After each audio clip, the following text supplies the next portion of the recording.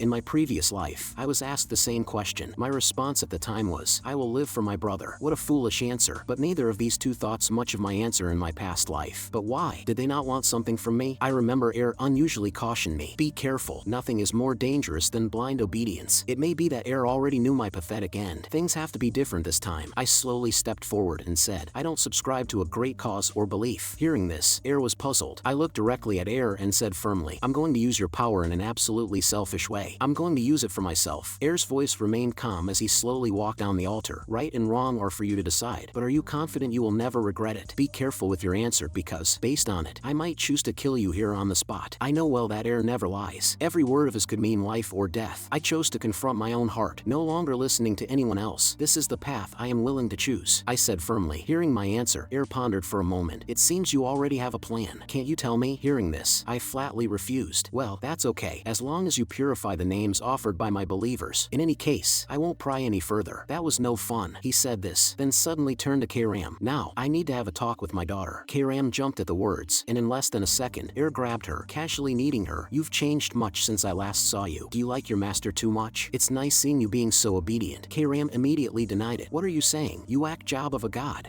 Laughed even more heartily. You've made your father very happy. Saying this, he pouted, preparing to kiss Kairam. Get away from me. I want to get closer to you. Unfortunately, I have nothing to give your master, so I'm just trying to give something to you instead. Kairam's veins bulged, desperately pushing away. Get off. What is wrong with you? Master, do something. Save me. Hearing this, I immediately turned my head to the side, adopting an indifferent posture. Wow, it's nice seeing a father and daughter getting along well. As lips were about to touch Kairam, a myriad of magic circles shone brightly. Then she underwent a transformation confrontation. In the next moment, Keiram, who stepped out from the magic circle, had completely materialized her true form. Keiram was puzzled and asked, "What? I have a body." I quickly checked my own life force, but found no decrease. Did Air use his own power? The newly bodied Keiram immediately grabbed her old father furiously. "What have you done to me?" Air smiled innocently. "I used my life force to create a body for you. Don't you want it? Even if it's just to compete for favor in front of your master, having a real body is better, right?" Keiram immediately flew into a rage, furiously striking back at him, and I could only silently watch all this. This parent-child relationship is really harmonious. The next day, when I returned to the academy dormitory, I found the situation completely unexpected. Brian is confused and asks, "My lord, what is the meaning of this?" I shrugged. "I don't really have an explanation for you. Just roll with it." Hearing this, Brian grew more nervous. "But my lord, things don't look that simple." Keiram and Sarika too were facing off, one the daughter of the Dark God, the other the head of an assassin organization. The scene didn't look like it could naturally resolve. Keiram scoffed. "As an instructor, isn't it weird for you to run to the dormitory to find a student early in the morning? Everyone will be talking about just what a special relationship you two must have." Sarika responded nonchalantly, "It's inevitable. As a teacher, I have the responsibility to guide students on the right path. This is a very reasonable and normal teacher-student relationship. Being so conspicuous, shouldn't the head of the assassins be a bit more cautious? My master has enough help with just me. You stay away." Sarika was not to be outdone. "He's my student. What I want to do is none of your business. Mind your own business." The atmosphere became more tense, both sides ready to fight. Truly a fierce battle. I can't watch this any longer, so I sneaked to the door, muttering softly, "I'm going for a walk." "Young master, don't leave me here," Brian pleaded. "Sorry, Brian, you are a step too slow." The verbal fight has escalated to a physical one. 10 minutes later, I finally reached the top of the academy's tower, successfully escaping that dreadful battleground. However, the scent of blood wafted to my nose. Is someone fighting? A figure with red hair was harshly thrown into a pile of debris, coughing up blood. The student sat up, suppressing the pain. 3 older noble students had him cornered in an alley. "Hey, why don't we try that thing? You're complete trash. You know that? Let's do it." A strange red orb appeared in the leader's hand. "Hey, look over here." Then, the noble student forcibly grabbed his jaw and opened his mouth. "I've brought you something really delicious. My friend made it himself. You're going to eat it, right?" The student tried her best to resist. "Please stop," a voice interrupted them. "You're being too cruel to a fellow student. As nobles, aren't you ashamed?" The leader with a scarred face paused, responding coldly, "Unfortunately, speaking of nobility, I am Barrett Louis Mill, the eldest son of the house of Duke Louis Mill, Garum Kingdom. And who might you be?" Aaron, undaunted, looked up at him. "I am Princess Aaron Sevelis of the Wuzif Empire." As Aaron brought out her princess identity to try to stop the violence, Barrett was unimpressed, even mocking that Aaron was just a 5th princess, and the Empire's authority was waning. "It's a great honor to meet you," Barrett added. Aaron refused his handshake but still insisted on intervening. She gazed at them firmly. "I'm not really in the mood to chat. I'd like to know what was going on here." However, Barrett's arrogance remained undiminished. "I think there's a misunderstanding here. Why don't we ask our friend directly? Tell her yourself, buddy." Hearing this, the student was shocked. "What?" Seeing the student not speaking, Barrett grabbed her collar and pulled him up. "Were we bullying you just now?" He compliantly echoed Barrett. "No, it wasn't anything like that," but his coerced expression was obvious to anyone. Hearing this, Aaron was shocked. "You don't have to hide it. Just look at you. Anyone can see." Before she could finish, the student interrupted. "It's fine. Please just go. We were just playing around." Hearing this, Barrett laughed maniacally. "That settles it, right? In fact, I'm starting to feel a little offended." Aaron could not remain indifferent. "Anyway, I'm taking him away from here." As she touched the student's arm, Barrett rudely blocked her. "I don't think you understood me. Didn't you hear Rezimus telling you to leave? Upon my name as Princess of the Wuzif Empire, if you do not let me go." Before Aaron could finish, Barrett interrupted. "What can you do? You're just a weak 5th child." Suddenly, the next second, a sharp gust of wind flashed by, and he was abruptly knocked to the ground. Seeing this, Aaron was surprised. I paid no mind to Barrett, whom I had knocked down with one move, my eyes fixated on the red-haired Rezimus. Was she really the Rezimus I remembered? Once hailed as the strongest swordsman on the continent, she now seemed incapable of even defending herself. In my previous life, I had a duel with her. Rezimus Klein was the greatest fencer of the continent and originally a citizen of the Wuzif Kingdom, but for some reason, after graduating from the academy, she entered the heirless house of Count Klein of the Garum Kingdom and changed her nationality for them. The duel was intense. I could block all of her attacks, and she could also block mine. She slashed through the ground. I immediately leaped to dodge the attack. However, the next second, I was utterly shocked. Without a break, she used this chance to launch a sneak attack. Seeing that she only slashed a shadow, she was taken aback. This short moment of confusion lowered her guard as I leaped high to attack her from the back. I accurately stabbed her in midair, and without letting go, we landed with great impact. I slayed her under the order of the Empire. The orders had been to assassinate her. However, when I infiltrated Klein Castle, I chose not to strike but gave her a fair duel instead. The reason was simple. Rezimus had become the greatest fencer on the continent without any use of magic. Her swordsmanship had reached its peak, a determination determination that commanded my respect. It seemed like such a waste to just murder her without a fight. I must say, that battle was indeed a meeting of equals, a rare thrilling fight in my life. Whether it was a mutual recognition of heroism or a shared sense of tragic fate, opponents who have left such a profound impression on me are few. But now, seeing her so weakly bullied, I was very annoyed. At this moment, Barrett got up from the ground, still blustering. Why can't people just mind their own business? I thought who it was. Cyan Vert, I heard you came back from the front lines. Do you want to join our little game? A little game? My expression turned cold. He was about to make her swallow a mana ball. If things go wrong, it could completely destroy the magic in her body. In the Royal Academy, where talent is highly valued, they find amusement in nullifying others' potential. Since you also enjoy forcing others to consume mana ball, I'll give you one as well. Seeing my mana ball, Barrett is gravely shocked. What? Never seen a large mana ball? Now, open your mouth. Enjoy. After settling everything, Aaron carefully bandaged Rezimus' wounds and advised her to rest well. But why was she so smug when taking credit in my name? Those punks. Did you see how they ran when our Cyan showed them what for? Again using the term our Cyan. Unexpectedly, Rezimus' injuries were more severe than they appeared, her tolerance truly exceptional. And as if she noticed my gaze, Rezimus suddenly asked, "Do you know me, my lord?" Flustered, she added, "It just seems like you keep staring at me." I responded helplessly, "I thought you were someone I know, but it seems that I was mistaken. I'm sorry if it weirded you out." Though my words carried a deeper meaning, she sensitively picked up on the disappointment in my tone. Seeing this, Aaron quickly changed the subject. "Where's your dorm? I'll take you back. It wouldn't be good if they trouble you again." "I'm in the criminal, your highness." "Criminal? So you're a commoner." Aaron seemed surprised. Rezimus hung her head and whispered lowly, "I was specially recruited to the academy by fencing instructor Beltane. He promised to sponsor me during my time here, but he was suddenly dismissed from the academy." I interrupted, "So now you have no support and are probably about to leave the academy, right?" Rezimus nodded slightly, affirming the statement. Hearing this, Aaron was saddened. Before the two could react, I directly suggested, "Then, why not consider recruiting Rezimus as your attendant, your highness? You might even learn some swordsmanship from a talented fencer." My words left both of them dumbfounded, but surprisingly, Aaron did not question my praise of Rezimus' swordsmanship. "Impossible. How could I have a boy as an attendant?" Aaron said while pointing at Rezimus. I calmly responded, "Rezimus is a girl." Aaron stood frozen in place, while Rezimus gave a sheepish smile. "Sorry, your highness. It wasn't my intention to deceive you. It's just that I've always been more comfortable with short hair and boys' clothing, so many people tend to make a mistake about me." After receiving Rezimus' affirmative response, Aaron fell into self-doubt. Am I the only one who didn't recognize it? However, she quickly adjusted her mood and immediately accepted my suggestion. "In any case, I think that's great. What do you think of Cyan's suggestion? Would you like to be my attendant? That way, those who bully you won't dare touch you anymore. Plus, your life will be much more comfortable here and you'll get to focus on your studies." However, Rezimus is so hesitant. "But why would you be so kind to me?" Hearing this, Aaron smiled. "Well, I guess I don't want to be lonely, and as an imperial princess, I can't just turn a blind eye to injustice." Rezimus expressed her gratitude loudly and vowed to make Aaron proud. "I'll do my best, and I promise I won't bring you shame." "Thank you so much." "You don't have to thank me. This is all thanks to Cyan." Then Aaron turned to my direction. However, when the two looked for me again, they found that I had already quietly left. "I've done my part. I'll leave the rest to Princess Aaron," I thought to myself. Through this event, I also finally understood the real reason behind Rezimus' defection from the Empire in my previous life. Imagine a sword saint who hasn't lost her magic power. Her future strength will undoubtedly be formidable, possibly even challenging for me to face. However, regardless, my attention is now elsewhere. As I fled from the dormitory this morning, Sirica handed me my orders. This is my first cleansing assignment as a member of the Mist. How exciting. I looked at the order in my hand and thought, this is pretty tough for a first assignment. When I told Sirica about this, she just answered with a smirk, "I believe in your potential." I don't feel good about this. If she's already trying to work me this hard for my first task, I'm afraid to think how hard she'll push me down the line. Just then, I sensed something dangerous. The next second, with a bang, the wall in front of me blasted. Fortunately, I was able to shield myself from the blast. What could it be? A tall figure blocked my view. A monster in the academy? He directly called out my name. "Are you Cyan Vert?" Looking up at him, I am puzzled. "You know who I am?" He immediately answered, "I do. Magic level 1 star. Physical level S. Cyan Vert, the youngest child of the House of Vert. Your name has been quite prominent lately." Then he sneered, "I am Seth Shaharkin. I'm first year just like you." Hearing this, I was puzzled. "You're telling me he's only 11 years old with that height and muscle? But his name, why does it sound so familiar? Was he in my previous life?" He continued while effervescing his muscles. "I've heard of your exploits. You slayed monsters and survived the dragon's clutches. And you got a level S physical rating, which even I didn't get." With a determined eye, he said firmly, "Cyan Vert, fight me." There was a moment of silence. Finally, I remembered. The emblem on his chest is the royal crest of Spania. So, the rumors about the Prince of Sand entering the academy were true. Spania is a country in the middle of the desert in the continent's east. Their powerful military state was unified around their crown prince, prince, who was born with natural talent in magic and combat. They were difficult for even the Wuzif Empire to conquer, but that powerful nation that prided itself on its firm solidarity later became a ruin. With the death of the crown prince, their only heir, the cause of death was a common cold. He had focused so much on training that he had completely neglected his health. I could never have imagined I'd run into the Prince of Sand here. Give me your answer, he said impatiently. In the Royal Academy, where magic and elemental levels are esteemed, a student like him who focuses on physical level is indeed rare. No wonder he wants to challenge me, seeking the vain title of strongest physique. But now, I have more important things to do and don't wish to waste time here. This certainly didn't happen in the previous life. How irksome, but if I recall correctly, this Sand Prince, there is another rumor. Thinking of this, I replied, right now? He immediately answered, yes, right now. We'll find out who is the better man between the two of us, and I will not accept no for an answer. I know you want the same thing I do. I directly declined his duel invitation, which obviously puzzled him. All sparring matches must be approved by the Academy. We have to submit a formal request to the administrative office. Surprisingly, he complied immediately and urgently asked me for the location of the administrative office. I casually pointed in a direction, 3rd floor, main building. He immediately ran off. I'll get this sorted out right away, so don't you go anywhere, Cyan. Watching his retreating figure, I finally confirmed that the rumors about his head being full of muscles were not at all exaggerated. The administrative office is the other way. I don't know if there really is such a thing as a formal request for sparring matches, but I hope I don't have to see him for a while. I should focus on my purging task. In a secluded dungeon on the outskirts of the city, a guard came to report, Lord Zickerman, the product is ready. He immediately replied, then don't just stand there. Go tell the customers. This is Zickerman Albus. He is one of the wealthiest men on the continent. He is known to the public as a philanthropist who is generous with his donations, but in truth, he's scum that breeds and sells crossbreeds and even runs a slave market. Currently, he is instructing his guards to beef up security. This time's merchandise is incredibly valuable, and completing this deal could even boost his status further. Target confirmed. This might be easier than I expected. I silently drew the demon blade, but Kram suddenly told me that she sensed a complex energy here. Hearing this, I was puzzled. Complex energy? The target is hiding something strange, Kram added. Zickerman is currently looking at something in the cage. Finally, some peace and quiet. Sleep well, my moneymaker. I released black mist to envelop the surroundings, using the night as my best cover. Just then, Zickerman notices the black mist. With my exceptional dark perception, Zickerman's highly paid guards were beheaded one by one. By the time he realized it, only a personal bodyguard remained at his side. He drew his long sword, looking around in alarm. What are you doing? Get him, Zickerman commanded. Stop hiding and come out, the guard shouted. I moved to attack him, but he could only catch a glimpse of a shadow. It was just a moment of confrontation. His long sword was knocked away instantly. His knees buckled, and the next second, he was caught off guard and mercilessly slit his throat. Zickerman shouted in panic. Curse it all. Where did everyone go? I turned around coldly, my tone icy. You'll find out soon enough because I'm about to send you to hell to meet them. You really did spend a lot of money hiring people, but just a word, it was pointless. Zickerman cried out again. I can give you anything you want. I am the richest man in the world. But all that responded to him was another cold slash of my sword. He curled up from the pain while I slowly recited his crimes. Zickerman Albus, you've carried out all kinds of inhumane experiments and crossbreeding, and you even run a slave market, which is illegal. Your death is well deserved. I'll give you 1 minute to repent for your sins. Then, I will let you die painlessly. Even so, Zickerman did not give up. He looked up at me, gritting his teeth, and then tears began flowing out his eyes. You're basically saying you're going to kill me. We're all just trying to make a living here. I only sold my products and slaves because there were buyers. Those who buy slaves are the real scum. Damn it, just what did I do that's so wrong? I had anticipated that a man who climbed to the top through sheer will wouldn't collapse easily. From the beginning, I guessed that he would never regret his actions. Your 1 minute is up. You can just die in pain. Wait.